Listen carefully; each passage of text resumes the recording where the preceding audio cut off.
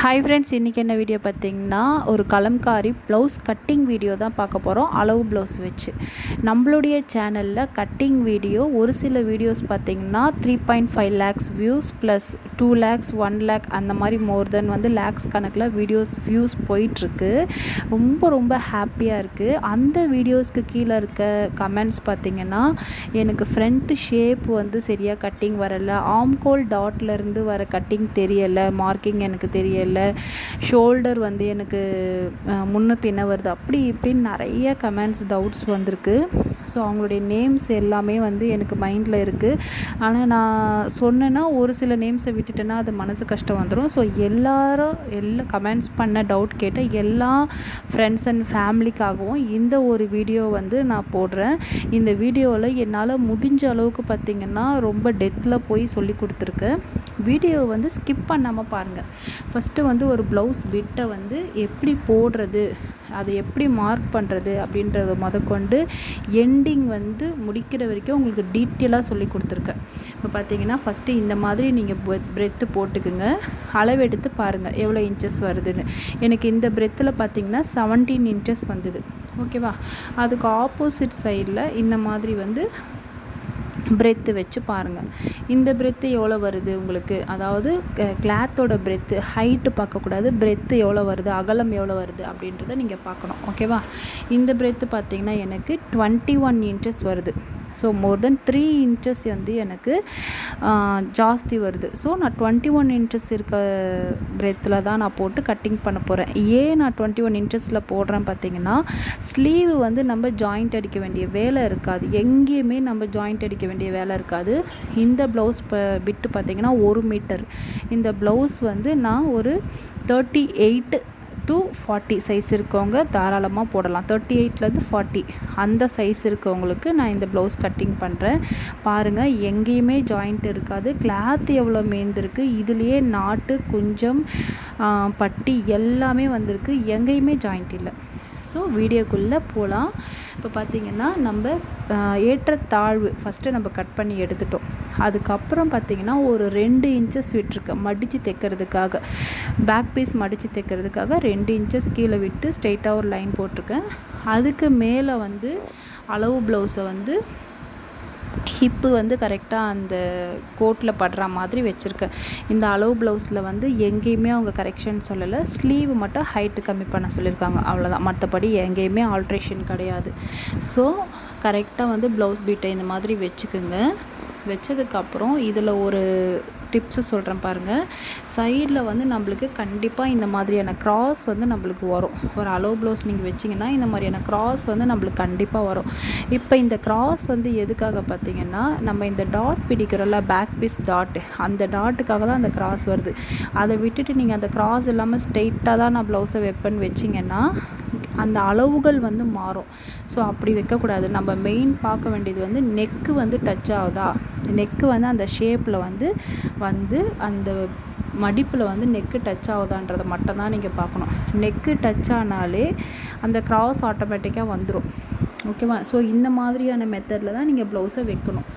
இது back neck கரெக்டாக இருக்குது.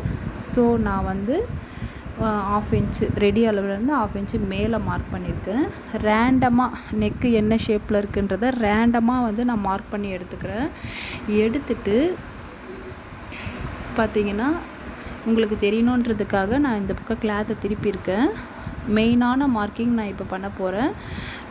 இப்போது 1/2 இன்ச்சு தள்ளி, ஷோல்டரில் 1/2 இன்ச்சு அந்த பக்கம் இந்த பக்கம் தள்ளி, மேலே ஷோல்டரில் மேலே 1/2 இன்ச்சு மேலே தள்ளி, ரைட் ஹேண்ட் சைடு கையை இந்த மாதிரி வச்சுக்கோங்க. இந்த மாதிரி சுருங்கி இருக்க கிளாத்தை இந்த மாதிரி மேலே தூக்குன மாதிரி தூக்கி விட்டுக்குங்க. தூக்கி விட்டுட்டு தையல் கரெக்டாக இங்கே வருதா, அதிலேருந்து மேலே தள்ளி ஒரு 1/2 இன்ச்சு ரெடி அளவு, ஹிப்பில் ரெடி அளவு.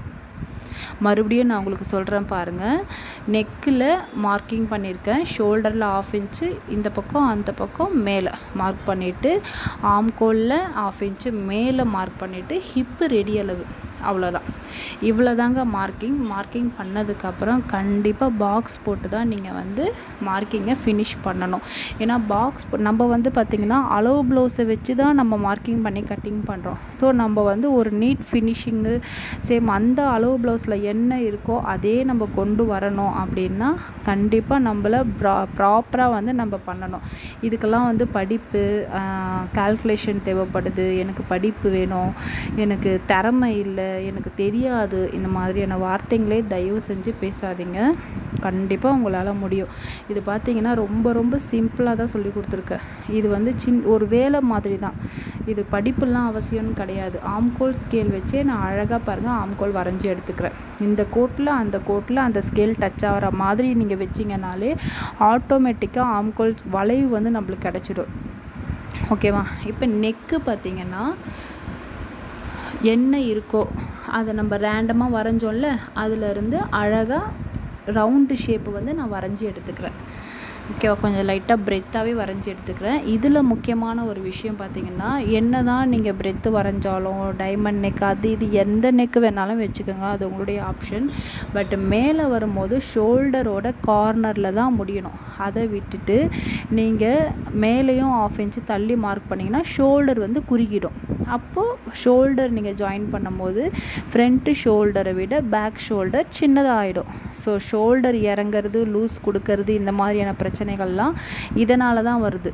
நீங்கள் ஃப்ரண்ட்டு நெக்கும் சரி பேக் நெக்கும் சரி எப்படி வேணால் வரைஞ்சி எடுத்துக்கோங்க. ஆனால் ஷோல்டர் வந்து கரெக்டாக அந்த கார்னரில் தான் முடியணும். ஓகேவா? இதை வந்து மைண்டில் வச்சுக்கோங்க. இப்போ ட்ராப் பண்ணதுலேயே அப்படியே நம்ம கட் பண்ணி எடுத்துக்கிறோம்.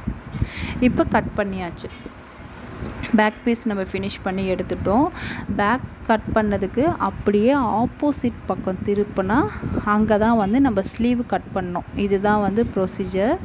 இந்த மாதிரி நீங்கள் கட் பண்ணும் போது உங்களுக்கு ஜாயிண்ட் அடிக்க வேண்டிய இந்த ஸ்லீவுக்கெல்லாம் சைடில் ஜாயிண்ட்டு கொடுத்துலாம் ஸ்டிச் பண்ணுவாங்க. பிகினர்ஸாக இருக்கும் போது ஜாயிண்ட்டு கொடுக்குறதே அவங்களுக்கு ஒரு பெரிய சவாலாக இருக்கும். ஒரு சில பேருக்கு ஜாயிண்ட்டு கொடுக்க ப்ராப்பராக தெரியாது. அதை வியர் பண்ணும் போது லூஸ் ஆகிட்டு தையல் பிரிச்சுட்டு கிளாத்து தான் கிழிஞ்சிடுச்சுன்ற மாதிரியெல்லாம் ஒரு சில பேர் நினைப்பாங்க. ஸோ அந்த மிஸ்டேக்கெல்லாம் வரவே தேவை கிடையாது. நீங்கள் இந்த மாதிரியான மடிப்பு போட்டு கட் பண்ணி ஸ்டிச் பண்ணுங்கள். இப்போ இதுலேயும் பார்த்தீங்கன்னா ஏற்றத்தாழ்வு வந்து நான் கட் பண்ணி எடுத்துட்டேன். ஒரு 1.25 இன்ச்சுக்கு இருக்க மாதிரி நான் வந்து ஒரு மார்க்கிங் போட்டு எடுத்துக்கிறேன். உங்களுக்கு இன்ச்சு டேப்பில் கூட நீங்கள் மார்க் பண்ணி அளவு எடுத்து இது பண்ணிக்கலாம். இப்போ கொக்கி பக்கம் வரா மாதிரி இருக்க ஸ்லீவை எடுத்துக்கிறேன். ஸ்லீவு வந்து சும்மா ஒரு 1/2 இன்ச்சு கம்மி பண்ணுங்கள், கொஞ்சம் ஹைட்டு அதிகமாக இருக்க மாதிரி இருக்குதுன்னு சொன்னாங்க. ஸோ பார்த்திங்கன்னா நான் கீழே வந்து ரவுண்டு ரெடி அளவு எடுத்துக்கிறேன். தையல் எங்கே இருக்கோ அதில் வந்து 1/2 இன்ச்சு கீழே தள்ளி மார்க் பண்ணிக்கிறேன். இப்போ இதுவே ஸ்லீவ் எனக்கு கரெக்டாக இருக்குன்னா தையல்லேருந்து 1/2 இன்ச்சு மேலே தள்ளி மார்க் பண்ணணும். எனக்கு ஸ்லீவ் வந்து கம்மி பண்ணுங்கன்னு சொன்னதுனால ஷோல்டர் அளவுலேருந்து 1/2 இன்ச்சு கீழே தள்ளி மார்க் பண்ணியிருக்கேன். அதே மாதிரி ஆம்கோல்லையும் 1/2 இன்ச்சு கீழே தள்ளி மார்க் பண்ணியிருக்கேன். அவ்வளோதான். இவ்வளோ தான் மார்க்கிங். ஓகேவா? தையல் இருக்கா 1/2 இன்ச்சு கீழே, அதே மாதிரி தையல் இருக்கா 1/2 இன்ச்சு கீழே, இவ்வளோ தான்.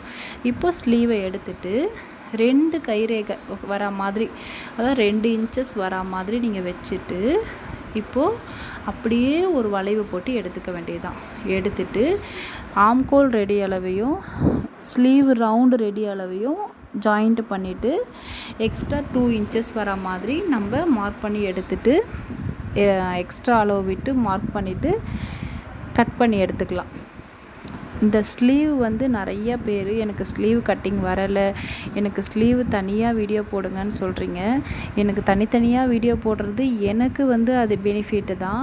ஆனால் ஒரே வீடியோஸில் பார்த்தீங்கன்னா உங்களுக்கு ஒரு ப்ளவுஸ் கட்டிங்கே உங்களுக்கு ஈஸியாக புரிஞ்சிடும். ஸோ பாருங்கள், ரொம்ப ரொம்ப சிம்பிள் தான் இது. சிம்பிளாக ஒரு 2-3 மினிட்ஸ் தான் இந்த ப்ளவுஸோட ஸ்லீவ் கட்டிங்கே. இதை தனியாக நான் எப்படி ஒரு 10 மினிட்ஸ்க்கு வீடியோ போடுறது?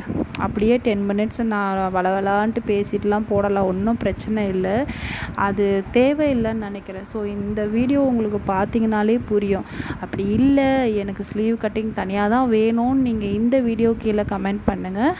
கண்டிப்பாக நான் ஸ்லீவு கட்டிங் வந்து ஒரு 2-3 டைப்பு எப்படி கட் பண்ணலாம் அப்படின்ற மாதிரி வேணால் ஒரு 10 மினிட்ஸ் வீடியோவாக நம்ம போடலாம். பட் இந்த டைப்புனால் அது 2-3 மினிட்ஸே போதும். இப்போது பேக் பீஸை வந்து ஃப்ரண்ட்டு வச்சு நம்ம கட் பண்ணணும். பாருங்கள், கிளாத்து எப்படி போடணுன்றதை நீங்கள் 1க்கு 2 கிளாத்து திருப்பி போட்டு செக் பண்ணணும். நம்மளுக்கு ஸ்பேசஸ் இருக்கணும், அதை மனசில் வச்சுக்கோங்க.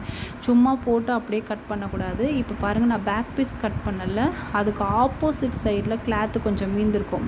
நல்லா பாருங்கள், அந்த கிளாத்தை விரிச்சிருக்கிறதுலே பாருங்கள், பேக் பீஸ் கட் பண்ணதில் ஆப்போசிட்டில் கிளாத்து மீந்திருக்கு பார்த்தீங்களா, அதில் வந்து ஷோல்டர் பதிகிற மாதிரி கிளாத்தை வச்சு அப்படியே தான் நான் ட்ரா பண்ணுறேன்.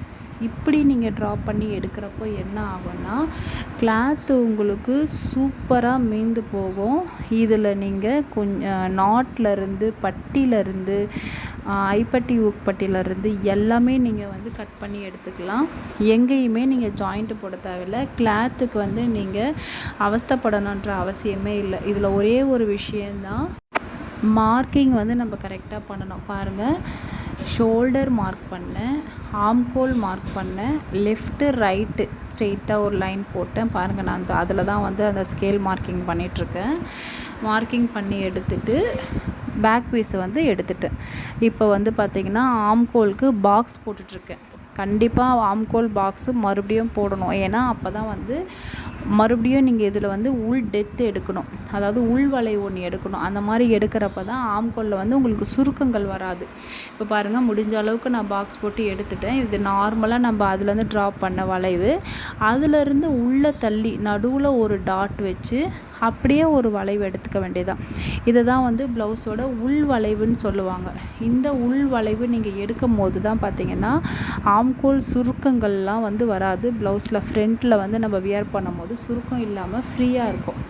இப்போது ஐப்பட்டி பக்கமாக இருக்கிற நெக் பீஸை நான் எடுத்துக்கிறேன். ஷோல்டர்லேருந்து 1/2 இன்ச்சு கீழே தள்ளி வச்சுட்டு அது எப்படி வளைவு வருதோ அதே மாதிரி வளைவாகவே நான் அந்த கிளாத்தை வச்சுட்டு ரேண்டமாக வரைஞ்சி எடுத்துக்கிறேன். ஓகேவா, ரேண்டமாக வரைஞ்சி எடுத்துகிட்டு அதுக்கப்புறம் நான் ஆம்கோல் ஸ்கேல் வச்சு ஆஸ் யூஷுவல் அதை வந்து கரெக்ட் பண்ணி எடுத்துக்கிறேன். ஸோ ரொம்ப சிம்பிள் தான். இந்த ஆம்கோல் ஸ்கேல் பார்த்திங்கன்னா ஒரு 50 ரூபா அந்த மாதிரி தான் இருக்கும். இதை கண்டிப்பாக வாங்கி வச்சுக்க. நெக்ஸ்ட்டு பார்த்திங்கன்னா ஒரு ப்ளவுஸோட மெயின் விஷயமே பார்த்திங்கன்னா ப்ளவுஸோட ஃப்ரண்ட்டு ஷேப்பு தான்.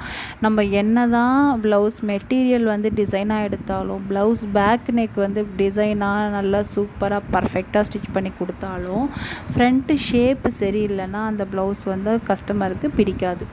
ஸோ பாருங்கள், இதில் ஃபஸ்ட்டு டிப்ஸு நான் உங்களுக்கு சொல்கிறேன் பாருங்கள்.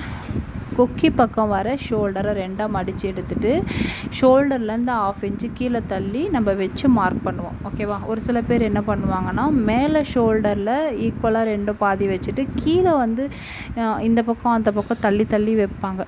ஸோ கரெக்டான அந்த டாட் வந்து அவங்களுக்கு வராது. கீழே இருக்க மெயின் டாட்டு தான் மெயினான ஒரு டாட்டுன்னு சொல்லுவாங்க ப்ளவுஸில். ஸோ அந்த டாட் வந்து அவங்களுக்கு வராது. அந்த டாட்டு எப்படி வைக்கணும் அப்படின்றதுக்காக தான் இந்த ஸ்கேலோட கோடு போட்டிருக்கேன். மேலே வந்து ஷோல்டர்லேருந்து பாதியாக பிரித்து எடுத்துகிட்டு அதில் வந்து மேலே சும்மா மார்க்கிங் ஒரு 4 இன்ச்சஸ்க்கு ஒரு மார்க் பண்ணிவிட்டு கீழேயும் ஒரு 4 இன்ச்சஸ்க்கு மார்க் பண்ணியிருக்கேன். அந்த மார்க்கிங் எதுக்காக பார்த்தீங்கன்னா மேலே இருக்க மார்க்கிங்கில் தான் ப்ளவுஸ் வைக்கணும், கீழே இருக்க மார்க்கிங்கில் தான் ப்ளவுஸை வைக்கணும். அந்த ப்ளவுஸ் இப்படி தான் வைக்கணுன்றதுக்காக தான் இந்த கோடு போட்டிருக்கனே வழிய தயவு செஞ்சு கன்ஃபியூஷன் ஆகிக்காதீங்க. ஏன்னா இதையும் ஒரு சில பேர் வந்து எனக்கு கமெண்ட்டில் கேட்டிருக்கீங்க, இந்த கோடு ஏன் போட்டிருக்கீங்கன்னு கேட்குறீங்க. நீங்கள் வீடியோ வந்து அதுக்காக தான் நான் ஸ்கிப் பண்ணாமல் பாருங்கன்னு சொல்கிறேன். அந்த மாதிரி பார்த்திங்கன்னா உங்களுக்கு டீட்டெயிலாக புரியும். இப்போ பார்த்திங்கன்னா கொக்கி பக்கம் வர ஷோல்டர் 2ஆக மடித்து எடுத்துகிட்டு ஆம்கோல்லேருந்து ஒரு 1/2 இன்ச்சு கீழே தள்ளி வச்சுட்டு கீழே அந்த கோட்டில் வச்சிங்கன்னா டாட் வருது பார்த்திங்களா தையல், அதிலேருந்து 1/2 இன்ச்சு கீழே தள்ளி மார்க் பண்ணணும். மார்க் பண்ணிவிட்டு ஸ்ட்ரெயிட்டாக ஒரு லைன் போட்டு எடுத்துக்குங்க. இவ்வளோ தான். இதுக்கு நெக்ஸ்ட்டு வந்து அந்த டாட்டு தான் வந்து மெயினான டாட்டு. அதை வந்து கரெக்டாக அப்படின்றத எப்படி கன்ஃபார்ம் பண்ணுறது அப்படின்றத உங்களுக்கு நான் சொல்லித்தரேன் பாருங்கள். கொக்கி பக்கத்தில் இருந்து அந்த மெயின் டாட்டோடைய பிரெத் இருக்குது பார்த்திங்களா, அந்த பிரெத்தை வந்து நீங்கள் மார்க் பண்ணுங்கள். மார்க் பண்ணிங்கன்னா எனக்கு வந்து 4 இன்ச்சஸ்க்கு 2 பாயிண்ட்டு கம்மி வருது. அதே மாதிரி உள்ள அந்த டாட்டோடைய பிரெத்து, உள்ள கிளாத்து மடித்து தைச்சிருப்பாங்களா அந்த டாட்டுடைய பிரெத்து எவ்வளோ இருக்குன்றதை மார்க் பண்ணுங்கள். அது வந்து 1.5 இன்ச்சஸ் வருது. ஸோ 4 இன்ச்சஸ்க்கு 2 பாயிண்ட் கம்மி அதை ஒரு மார்க்கிங் பண்ணிவிட்டு 1.5 இன்ச்சஸ் 1.5 இன்ச்சஸ் அப்படின்ற மாதிரி மார்க் பண்ணிங்கன்னா மெயின் டாட் வந்து நம்மளுக்கு கிடச்சிரும். அந்த டாட்டு வந்து கரெக்டாக இருக்கா அப்படின்றதுக்காக தான் இதை பண்ணியிருக்கேன். ஒரு 3 இன்ச்சஸ் ப்ளஸ் ஒரு 6 பாயிண்ட் இருக்க மாதிரி நீங்கள் வச்சுக்கோங்க. இப்போ பாருங்கள், கரெக்டாக நம்மளுக்கு அதுதான் மெயின் டாட்டு அப்படின்னு தெரிஞ்சிடுச்சு. ஓகேவா? இப்போ பார்த்தீங்கன்னா கொக்கி பக்கம் ஒரு 2 இன்ச்சஸும் சைடு ஜாயினிங் பக்கம் ஒரு 2 இன்ச்சஸும் மார்க் பண்ணிவிட்டு, இப்போ இந்த டாட்டில் நீங்கள் எடுக்கக்கூடாது, நடுவில் மிட் டாட் வருதுல மெயின் டாட், அந்த மெயின் டாட்டில் ஸ்கேலை வச்சு இந்த 2 இன்ச்சஸ் மார்க் பண்ணோம் பார்த்தீங்களா, இதை அப்படியே ஜாயின் பண்ணி விட்டுக்கலாம். இவ்வளோ தான். ஃப்ரண்ட்டு ஷேப் வந்து ரொம்ப ரொம்ப ஈஸியாக மார்க் பண்ணிட்டோம். இந்த மெயின் டாட்டுடைய ஹைட்டு, கொக்கி பக்கம் வர டாட்டு, ஆம்கோல் பக்கம் வர டாட்லாம் வந்து நான் உங்களுக்கு ஸ்டிச்சிங்கில் சொல்கிறேன். ஏன்னா இந்த ஒரு வீடியோஸ்லேயே உங்களுக்கு எல்லாமே சொன்னேன்னா உங்களுக்கு ரொம்ப ரொம்ப கன்ஃபியூஷன்ஸ் ஆகுது. அதனால தான் உங்களுக்கு டவுட் அதிகமாக வருதுன்னு நான் நினைக்கிறேன். உங்களுக்கு இந்த ப்ளவுஸோட எனக்கு ஃப்ரண்ட்டு ஷேப்பு மட்டும் எனக்கு சொல்லிக் கொடுங்க அப்படின்னு நீங்கள் கேட்டிங்கன்னா, இந்த ஃப்ரண்ட்டு ஷேப்பு மட்டும் நான் எப்படி ஸ்டிச் பண்ணுறது அப்படின்றத தனியாக ஒரு வீடியோவில் போடுறேன். நீங்கள் கமெண்ட்டில் கேளுங்க. இப்போ பாருங்கள், நம்ம உள் வளைவு எடுத்தோம் பார்த்திங்களா, அந்த உள் வளைவில் நீங்கள் வந்து அப்படியே வளைவு எடுத்து நீங்கள் கட் பண்ணிக்கணும். மேல் வளைவு எடுக்கக்கூடாது. உள் வளைவு நம்ம ஒரு மார்க்கிங் பண்ணோம்ல, அந்த மார்க்கிங்கில் நீங்கள் கட் பண்ணி எடுத்துக்குங்க. இப்போ பாருங்கள், கட் பண்ணி எடுத்துட்டு கீழே இருக்குல்ல கிளாத்து, அதை மிட் எண்டு எவ்வளோ எண்டில் முடியுதோ அவ்வளோ எண்டில் முடிகிற மாதிரி கிளாத்தை ஃபுல்லாக கட் பண்ணி எடுத்துக்குங்க. இதுதான் வந்து பட்டி பீஸாக நான் எப்பவுமே கன்வெர்ட் பண்ணுவேன். இது பட்டி பீஸில் வந்து நான் எப்படி வந்து உள்வளைவு எடுக்கிறது, ஜஸ்ட்டு ஒரு 1/2 இன்ச்சுக்கு நீங்கள் உள்வளைவு எடுத்தாலே போதும். அதை பட்டியாக நம்ம கன்வெர்ட் பண்ணி ஸ்டிச் பண்ணிங்கனாலே உங்களுக்கு சூப்பராக வந்துடும். பாருங்கள், இந்த மாதிரி நீங்கள் குடஞ்சி கட் பண்ணிக்கிட்டாலே போதும். ஸ்லீவுக்கெல்லாம் குடஞ்சி கட் பண்ணுவோம்ல, அந்த மாதிரி. இப்போ இந்த மாதிரி வந்து ஒரு மார்க்கிங் பண்ணிக்கோங்க, அர்க்காத்தும் பண்ணிக்கோங்க. அது எதுக்குன்னு நான் உங்களுக்கு டீட்டெயிலாக சொல்கிறேன் பாருங்கள். பிகினர்ஸ் வந்து நிறைய பேர் இந்த இடத்துல நிறைய தப்பு பண்ணுவீங்க. நான் மெயினாக பிகினர்ஸாக இருக்கும் போது ப்ளவுஸ் கற்றுக்கும் போது இந்த மிஸ்டேக்ஸ் நிறையா பண்ணி பிரித்து பயங்கர டென்ஷன் ஆகி என்னடா இது ஸ்டிச்சிங்கு அப்படின்ற மாதிரிலாம் நினைக்கிற மாதிரி ஆயிருக்கு. ஸ்டிச்சிங் பொறுத்த வரைக்கும் பண்ணணுமா அப்படின்னு நினச்சிட்டாலே போதும், போயிடுச்சு. இன்ட்ரெஸ்ட் இல்லைனாலே போயிடுச்சு. ஸோ அந்த மாதிரியான மிஸ்டேக்ஸ் உங்களுக்கு வரக்கூடாது. நீங்கள் அந்த மாதிரி நினைக்கக்கூடாதுன்றதுக்காக தான் டீட்டெயிலாக சொல்லித்தரேன். பாருங்கள், இப்படி தான் இருக்கணும். இந்த 2 அம்புக்குறியும் மீட் பண்ணணும். இப்படி வச்சா உங்களுக்கு ஈஸியாக புரியும் இப்படி தான் ஸ்டிச் பண்ணணும்னு. ஒரு சில பேர் என்ன பண்ணுவீங்கன்னா, இந்த ஷேப்பை எடுத்து இப்படி ஆப்போசிட்டில் போட்டு ஸ்டிச் பண்ணிடுவீங்க. ஸ்டிச் பண்ணும்போது என்ன ஆகும்னா, ஷேப் வந்து நம்மளுக்கு சைடு ஜாயினிங் பக்கம் வந்துடும். ஸோ மிஸ்டேக் ஆகிடும். மிஸ்டேக் ஆனதுக்கப்புறம் தான் நம்மளுக்கு தெரியும். ஸோ மறுபடியும் அதை பிரிச்சுட்டு ஸ்டிச் பண்ணுறதுக்கு பாருங்கள், ரொம்ப இரிட்டேட்டிங்கான விஷயம். அந்த மாதிரியான இரிட்டேட்டிங்லாம் நீங்கள் படக்கூடாதுன்றதுக்காக தான் இவ்வளோ ஈஸியாக நான் சொல்லி கொடுத்துருக்கேன். உங்களுக்கு இந்த மாதிரி நான் சொல்லி கொடுக்கறது பிடிச்சிருக்கா, உங்களுக்கு யூஸ்ஃபுல்லாக இருக்கா அப்படின்றத மட்டும் எனக்கு கமெண்ட்டில் சொல்லிட்டு போங்க.